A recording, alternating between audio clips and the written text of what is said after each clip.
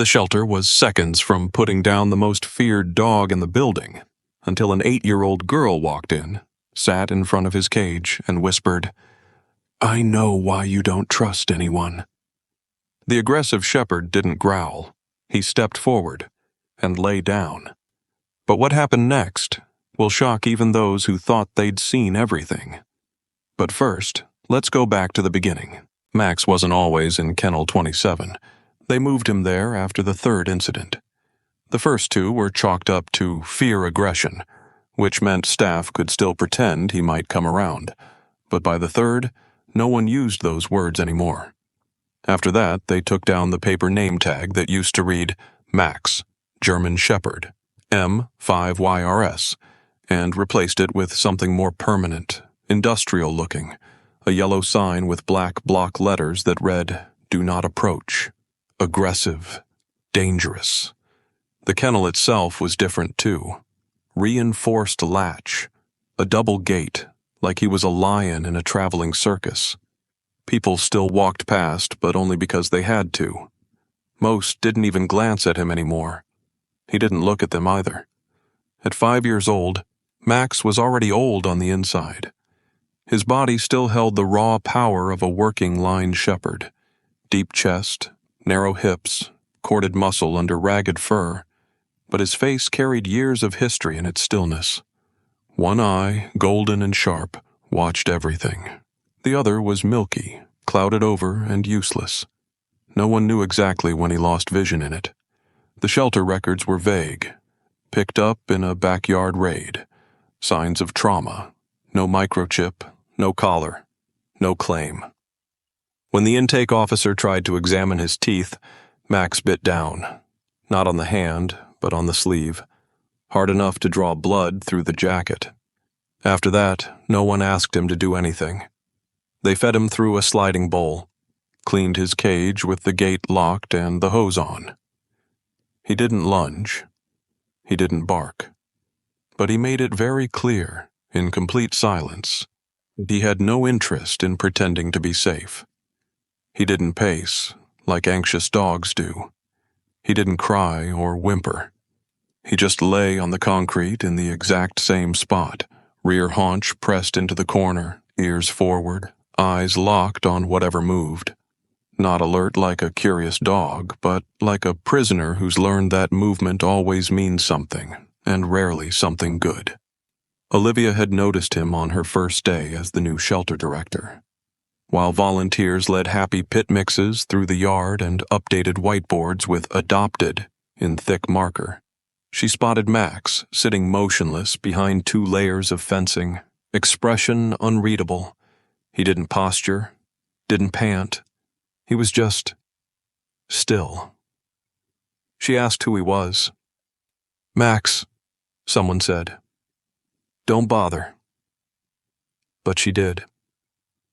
Every morning, Olivia walked to Kennel 27 before she checked email, before meetings, before coffee. She stood 5 feet from the outer gate, crouched down and talked to him. Nothing performative, just a quiet, steady monologue about what she saw, what day it was, what her coffee tasted like, what kind of dog she used to have. He never moved, never barked, but he never growled at her either, and in this place, that meant something. Most of the staff didn't understand why she kept trying. "We've got 4 dogs on the kill list and a puppy litter that needs bottle feeding," they'd say. Why waste time on a lost cause? But Olivia didn't answer them, because it wasn't about hope. Not exactly. It was about debt. Somewhere out there, someone had broken this dog, taught him that people equaled pain, made him into something they could use, and then left him behind when it no longer served them. And now he was supposed to die because he didn't smile for strangers. She knew the board was watching, knew Max was taking up a valuable kennel, knew the pressure to clear unadoptables before inspection season. But still, she stood there every morning, talking to a dog who never answered. Max didn't know what she wanted, and that was the problem. In his world, people only wanted something physical, something loud, something that left bruises. But she just stood there. She wasn't weak. She didn't look away. She didn't push. And that confused him more than any collar, leash, or command ever had. He watched her the way soldiers watch empty windows, knowing something could come from it at any moment, but never certain when. And so he waited. Not out of curiosity, out of calculation. And behind that calculation was something else. A dog like Max doesn't become like this overnight. Someone crafted him this way, with repetition, with fear, with pain delivered at precise intervals and kindness withheld until it was no longer recognizable. The truth is, Max wasn't aggressive. He was conditioned, like a wire coiled so tightly it cut into itself.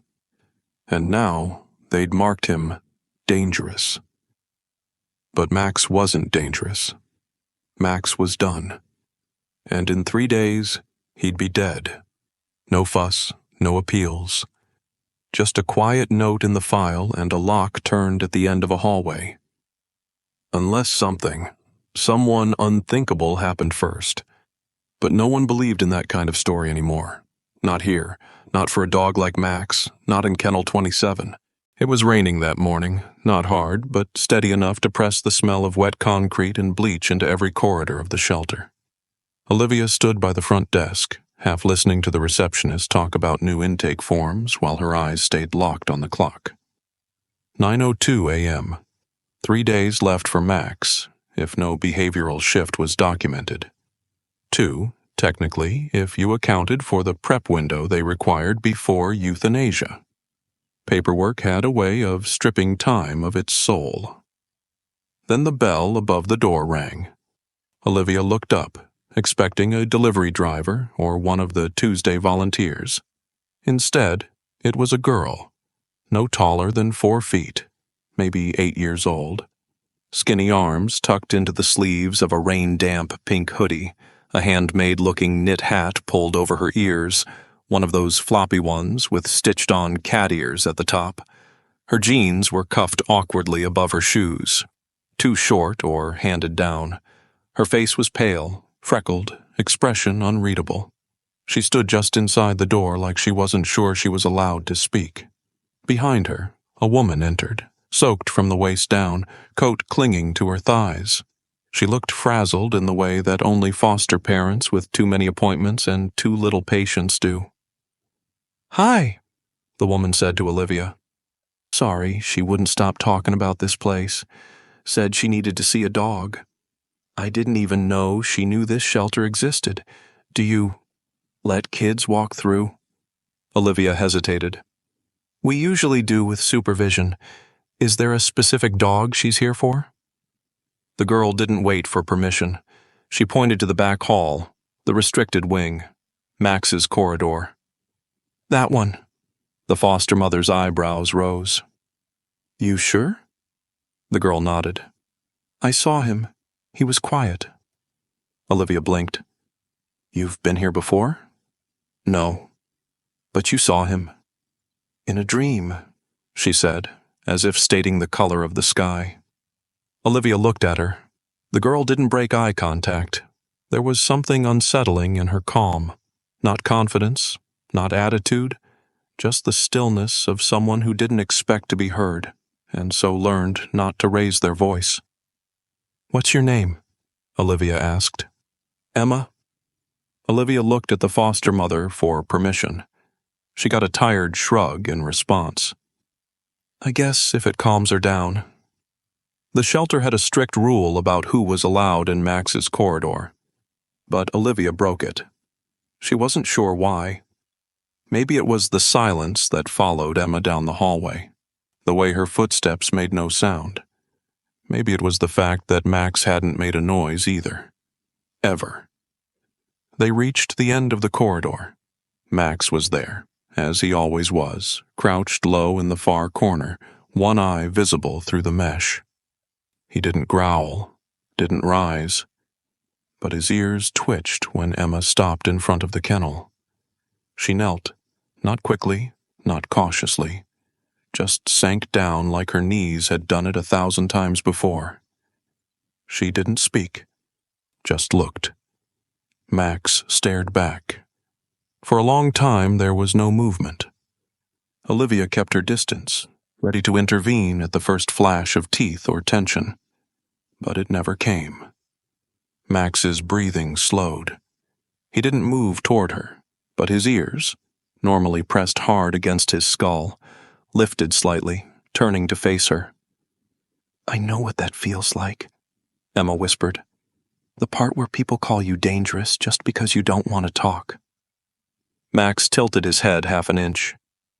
"You get tired of people trying to fix you, don't you?" She didn't look at Olivia when she said it. She didn't ask if it was okay to speak. She just kept her eyes on Max's. "I used to scream," Emma said. "A lot. So they said I was violent. Really, I was just scared they'd leave again. And they always did." Max exhaled audibly, a short, sharp breath through his nose. Emma sat cross-legged now, hands in her lap. She didn't reach out. "I won't touch you," she added. "You don't owe me anything." Olivia felt a strange shift in the air.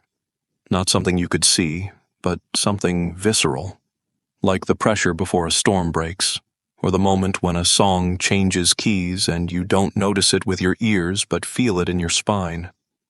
Max stood, not fast, not sudden, just slowly, as if testing whether the floor would hold. He took 3 deliberate steps forward, his paws nearly silent on the concrete. Then he stopped, 2 feet from the gate. Emma didn't flinch. He sat, and for the first time since his arrival, Max let someone look at him without hiding behind teeth.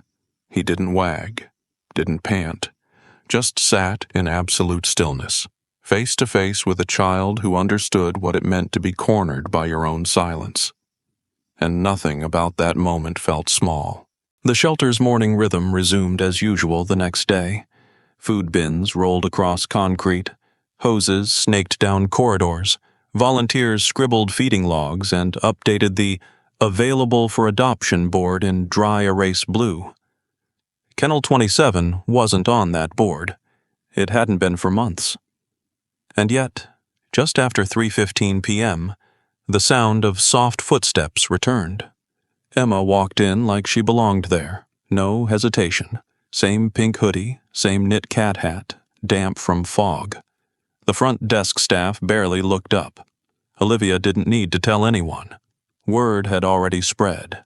She's going to sit by that dog again. Emma said nothing. She didn't bring treats. No clicker, no commands, no plan. She simply sat cross-legged in front of Max's gate, just as she had the day before. Her arms rested on her knees, her fingers curled around a battered paperback. Charlotte's Web, Olivia noticed. And though Emma didn't read aloud, she thumbed through the pages slowly, her eyes scanning words like they were forming a private map. Max was already watching. No one understood it, not even Olivia. Dogs don't just choose one human like that. Not after trauma. Not when all they've known are hands that command, punish, disappear. And yet, here he was again, upright, ears neutral, posture engaged. He didn't growl, didn't retreat to the corner. He stood quietly near the gate, eye tracking every movement of Emma's fingers on the page. The 3rd time Emma came, he lay down. The 4th time, he let her feed him through the bars, slowly, deliberately. Her hand never flinched. His teeth never touched her skin. The volunteers noticed first. "He didn't growl at me today when I walked past," one said, more curious than hopeful. "He was just watching." By the end of the week, it wasn't just volunteers talking. The front desk staff began pausing mid-call to peek down the corridor. Vet techs, always quick to call for muzzles and sedatives, stood silently just to see it. Max wasn't lunging. He wasn't barking at the hose. He wasn't threatening to break his teeth on steel. He was listening. The change wasn't loud. It was subtle, like the gentle shift of earth before a bloom. Max didn't become affectionate. He didn't wag his tail or tilt his head like a cartoon, but he moved forward instead of back. He breathed slower. He closed his eyes when Emma spoke, like he was finally safe enough to let something in. No one said rehabilitation. No one dared call it progress. That word had been tried and failed too many times.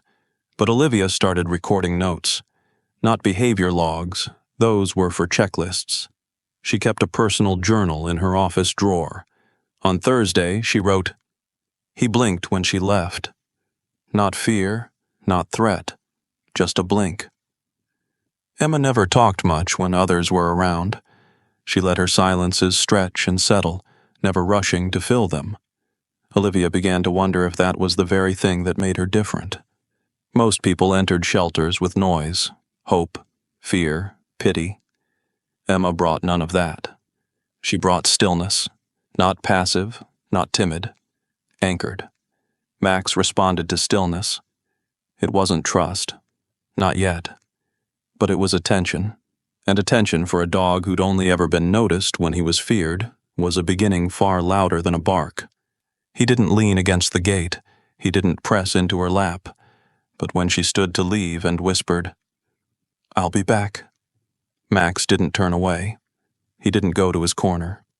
He stayed where she had been sitting, and for Max, that was as close to a promise as he had ever given. By the following Monday, the shelter didn't feel quite the same. Kennel 27, once avoided, now drew glances from the staff who previously never looked. Even those too jaded to care about turnarounds found themselves slowing down as they passed, just to see if today would be different. And it was.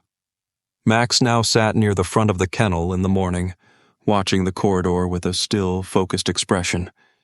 He didn't flinch at mop handles or keys jingling on lanyards. He didn't lunge at the mailman's shadow through the glass door. He didn't greet, exactly, but he noticed. He was present. The word dangerous hadn't left the records, but in the eyes of the staff, it had started to fade. But the board didn't come to see presence. They came for numbers. It was quarterly review week, which meant clipboards, tight smiles, and the smell of coffee that had sat on a burner too long. Olivia met them at 8 o'clock sharp, dressed in neutral tones, her hair tied back with surgical precision. She was ready. She had charts. She had success stories. She had glossy prints of adopted dogs smiling in their new homes, tails blurred from wagging too hard. And she had Max's file, a thick one that weighed more in reputation than in paperwork. When his name came up, she felt it before they even spoke. Pause, the collective lean of the room toward what they already assumed. "Let's talk about Kennel 27, said Ellen Marston, the board liaison, her tone light, lips tight. Olivia didn't blink. "Max is progressing." Ellen's brow lifted, polite and disbelieving. "He's flagged under red protocol, 2 bites, 1 muzzle incident, still marked for behavioral euthanasia pending final review." Olivia flipped to the latest observation log. "He's shown no aggressive behavior in 11 consecutive days, no growling, no retreating. He's engaging with a consistent visitor, calm, non-reactive, even responsive." Another board member, a man Olivia had never seen without a Bluetooth earpiece, chimed in. "A visitor? You mean the little girl?" Olivia straightened. "Yes. Her name is Emma. She's part of a foster placement. She's been visiting daily, voluntarily, and Max has responded to her in ways none of our staff were able to replicate." Ellen's expression didn't change. "And how do you propose we explain that to liability?" There it was. It was never just about progress. It was about the story they had already told themselves. Max was broken. Max was dangerous. Max didn't get better. Because if he could get better, then they were the ones who gave up too soon. "I'm not proposing we put him on the adoption floor," Olivia said evenly. "I'm asking for an extension, 2 weeks, to document, to build the pattern. What he's showing now, it's not an accident." The Bluetooth man sighed. There are 6 dogs on the waiting list for space, some from cruelty seizures, some younger, easier to place, cleaner profiles. Olivia's throat tightened, but she kept her voice steady. And none of them will matter if we abandon the ones who need us the most. Silence. Ellen glanced down at the paperwork. You have until Friday. After that, if there's no qualified behavioral sign-off, we'll follow through. The room moved on. More cases, more numbers. Olivia heard none of it. In her mind, the clock had started ticking again. That afternoon, Emma showed up as always, walking through the rain like it was just another part of her routine. She sat in front of Max's gate, legs crossed, book unopened. Max didn't hesitate. He came to the bars. Emma didn't know about the board meeting, but when Olivia saw her that day, she swore Emma's posture had changed, straighter, still calm, but with an invisible shield drawn tight around her. Like somewhere deep inside, she'd already sensed that something, someone, was trying to take him away.